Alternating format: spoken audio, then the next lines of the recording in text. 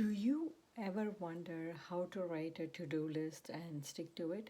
Well, I'm going to like go through like some tips that might help you.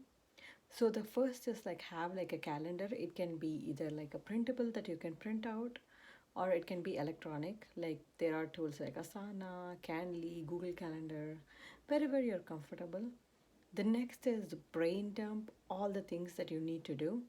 Be it could be kids activities, it could be your business ideas or business things that you need to do, or it can be your work related.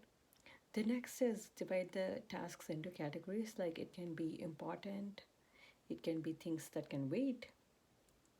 So just think about like what categories you want them to sort in. The next is color code your tasks. The next is write the tasks in order and the priority in which you want to accomplish them.